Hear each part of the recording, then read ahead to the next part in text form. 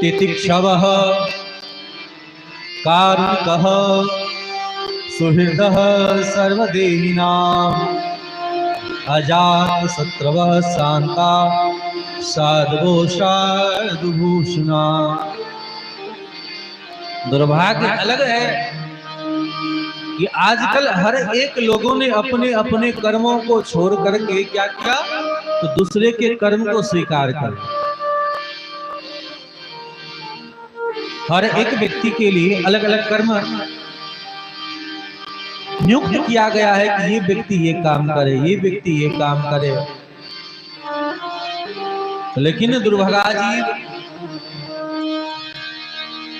इन नियमों को मानने से इनकार करके दूसरे की वृत्ति को स्वीकार कर लिया, और इस वृत्ति को स्वीकार कर लेने के कारण सुख दुख का अनुभव बार बार करता।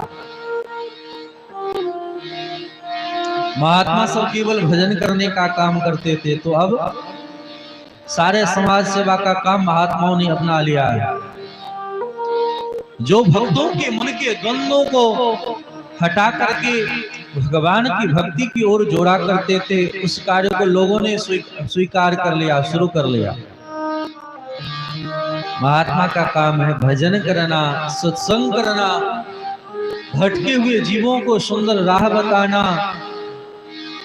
लेकिन इस वृत्तियों को छोड़ करके वे समाज सेवा में लग गए। आज बड़े बड़े अनाथालय से लेकर के गौ सेवा से लेकर के सारा उपक्रम महात्मा सब कर रहे हैं, और यह सब कार्य करने के लिए समाज की सेवा की अत्यंत आवश्यक है। बिना सहयोगी से काम नहीं बनता है। इसलिए शास्त्र कहता है कर्मयोगी बनो, सहयोगी बनाओ और प्रतियोगी बनाओ। अपने लिए कर्मयोगी, विशेष कार्यों के लिए सहयोगी, और संसार में कुछ करके दिखाना है तो प्रतियोगी बन करके निकलो। जीवन में अगर यह भाव ना हो तो फिर काम नहीं बढ़ता है। महात्मा सब कभी लेने का काम समाज से नहीं करते।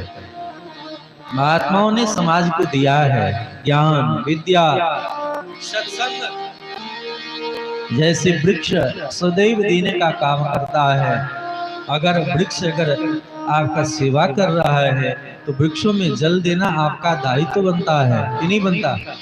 उसी प्रकार जैसे सूर्य के कारण आपका जीवन है, तो सूर्य को भी जल दे करके, अर्घ दे करके हम कृतज्ञता ज्ञापित करते हैं। प्रकृति के माध्यम से, जिन किसी के माध्यम से हमें जो किसी प्रकार का वस्तु प्राप्त होता है, तो हम जी बिना धन्यवाद दिए नहीं रहते हैं।